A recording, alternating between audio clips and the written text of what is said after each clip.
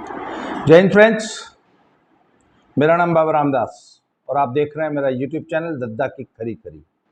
लोकतंत्र में जनता की अदालत सबसे बड़ी अदालत होती है और पहलवानों का मामला अब धीरे धीरे जनता की अदालत में आ रहा है। विनेश फोगाट के खिलाफ, उनके अन्याय और अत्याचार के खिलाफ अंतिम पंघाल और विशाल कालीरमण और सभी युवा पहलवान अब जनता की अदालत में उतर आए हैं। 3 अगस्त को हांसी में हमारे इन जूनियर पहलवानों ने एक महापंचायत बुलाई है, जिसमें हरियाणा की सभी खापों के प्रधान और सभी अर्जुन अवार्डी पहलवान और यूं समझिए कि हरियाणा का पूरा कुश्ती जगत, वो जो कि इन पहलवानों के हक की लड़ाई लड़ रहा है, इन जूनियर पहलवानों के हक में खड़ा है, वो सभी वहां इकट्ठे हो रहे हैं। आप सभी से निवेदन है कि ज्यादा से ज्यादा संख्या में आप भी हांसी पहुंचिए और इन जूनियर बच्चों के न्याय की लड़ाई लड़िए। और अपुष्ट समाचार ये भी है कि विनेश फोगाट और बजरंग पूनिया अपना ट्रेनिंग कैंप बीच में अधूरा छोड़ के देश लौट आए हैं। तो भैया ऐसी क्या जरूरत आन पड़ी कि आप अपनी ट्रेनिंग बीच में अधूरी छोड़ के लौट आए, जबकि आप तो टॉप्स के खर्चे पे टैक्स पेयर्स मनी से साई द्वारा भेजे गए थे ना। आपका खर्चा तो साई उठा रही है ना, भारत देश की जनता आपका खर्चा उठा रही है। तो मुझे लगता है कि स्पोर्ट्स अथॉरिटी ऑफ इंडिया को इनसे पूछना चाहिए कि भैया ये कौन सा तुमने वहां क्या सैर करने गए थे कि जल्दी लौट आए, अपनी मनमर्जी से लौट आए। अच्छा था, सवाल उठता है लौट क्यों आए? क्योंकि फेडरेशन का चुनाव लड़वा रहे हैं, ऐसा बताया गया है। फेडरेशन की चुनाव की यह दशा है कि साहब 30 तारीख को ब्रजभूषण शरण सिंह जी ने अपने सभी समर्थकों की एक मीटिंग बुलाई थी।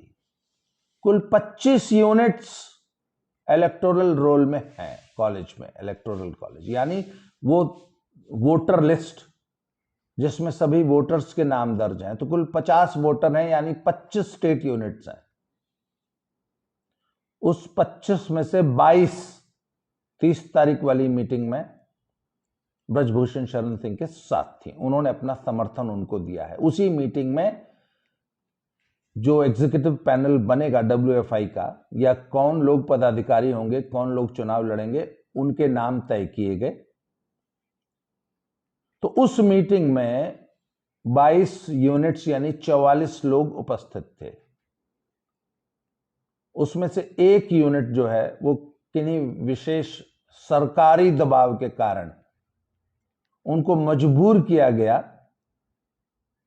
कि वो पाला बदलें।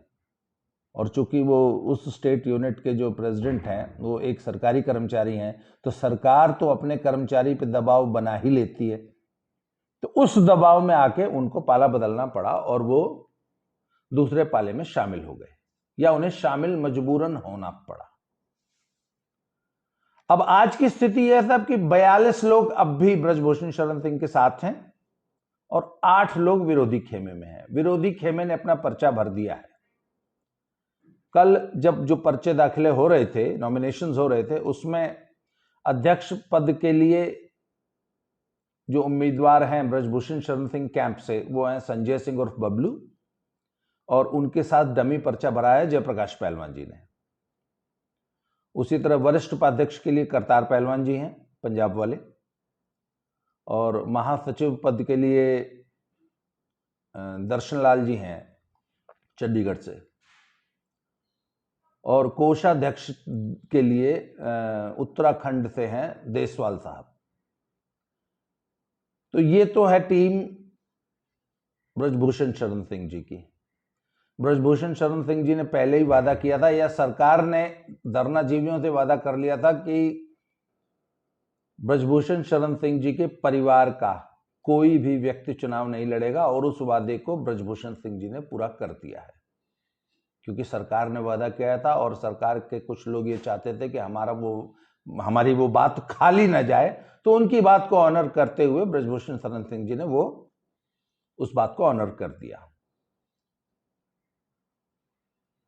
अब विरोधी खेमे से कौन लोग हैं? अध्यक्ष पद के लिए 2 पर्चे भराए गए हैं। जो मुख्य कैंडिडेट हैं वो है अनीता नाम की एक पहलवान, जो कि हरियाणा पुलिस में इंस्पेक्टर है। ये आपको बता दूं आपको जानकारी के लिए कि जो चंद गवाह हैं मुकदमे में, जो विनेश फोगाट इत्यादि ने जो ब्रजभूषण शरण सिंह पे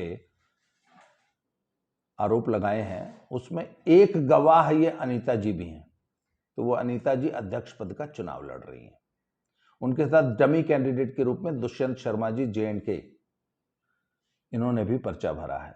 और महासचिव पद के लिए मिस्टर PC लोचब, प्रेमचंद लोचब, ये रेलवे के अधिकारी हैं और रेलवे के स्पोर्ट्स ऑफिसर हैं।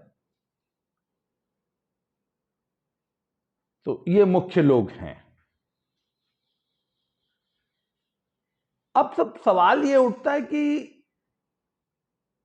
सरकार की एक लॉबी WFI के चुनाव में बहुत ज्यादा इंटरेस्ट ले रही है और बाकायदा फोन करके दबाव बना रही है।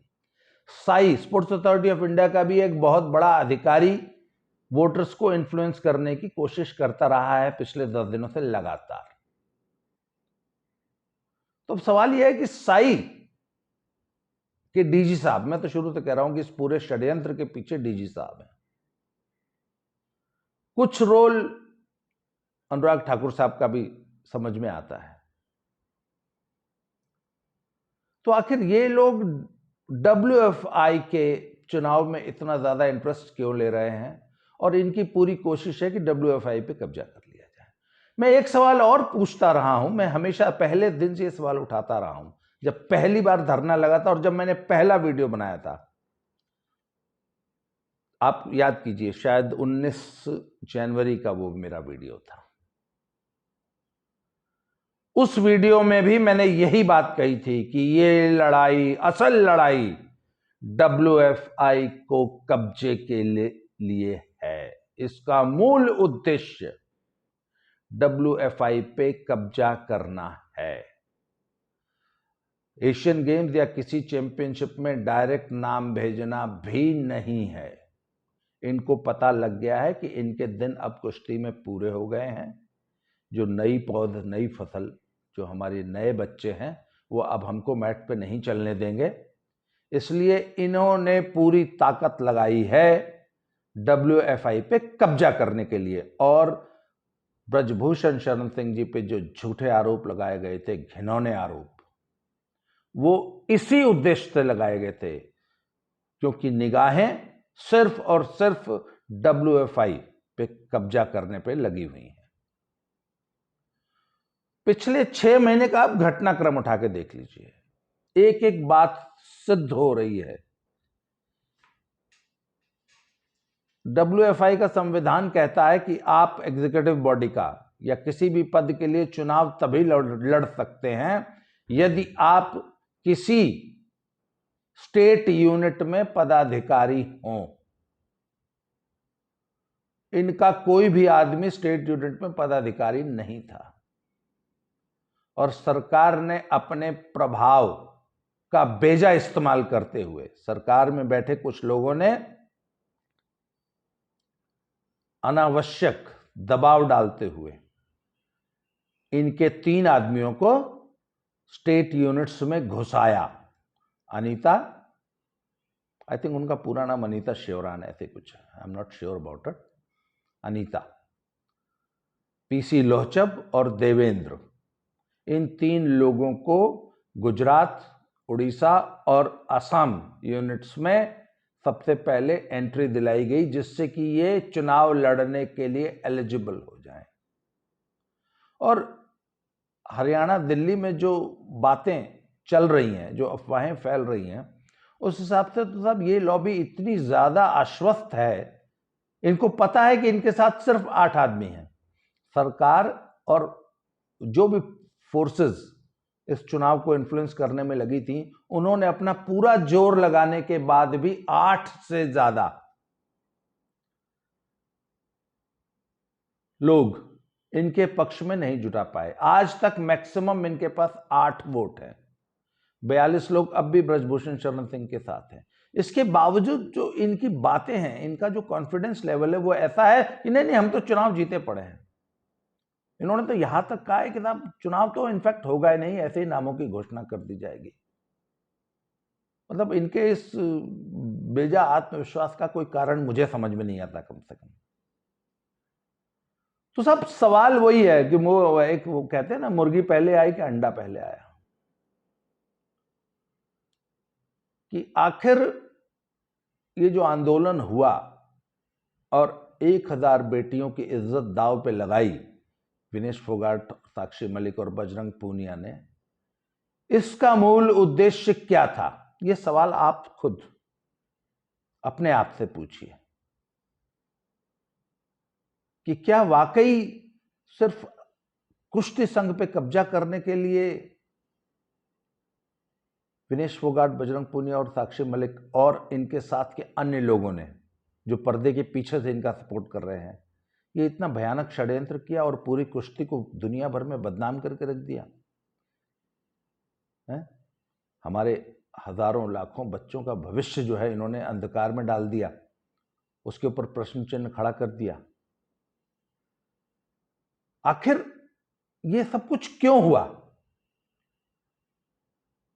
क्या वाकई ये सिर्फ कुश्ती संघ की लड़ाई है और आज जैसा ग्राउंड में दिख रहा है?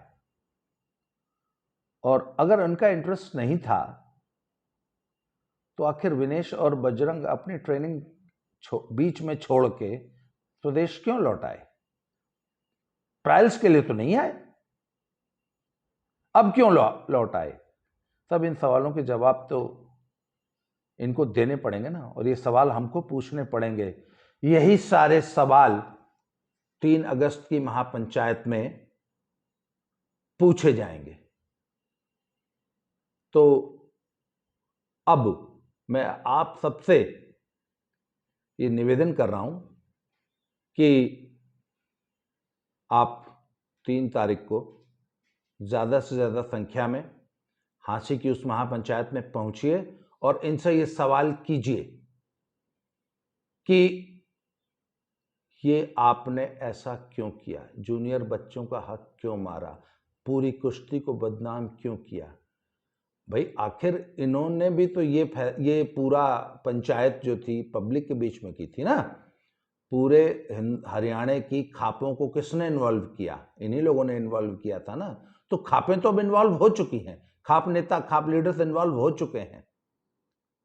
तो अब उन्हीं खाप नेताओं से जनता सवाल करेगी और ये खाप नेता इनसे सवाल करेंगे कि भैया आप बताओ असलियत क्या है, तुम असल में तुम चाहते क्या हो, तुम्हारी मंशा क्या है, ये क्या लड़ाई है, तुमने हरियाणा की बेटियों को क्यों बदनाम किया? ये सवाल पूछे जाएंगे। ये सवाल पूछने के लिए 3 अगस्त को झांसी पहुंचिए। आज की इस वीडियो में इतना ही। अगली वीडियो में नए अपडेट के साथ आपके साथ फिर हाजिर होऊंगा। आज के लिए इतना। बहुत बहुत धन्यवाद। Thank you very much.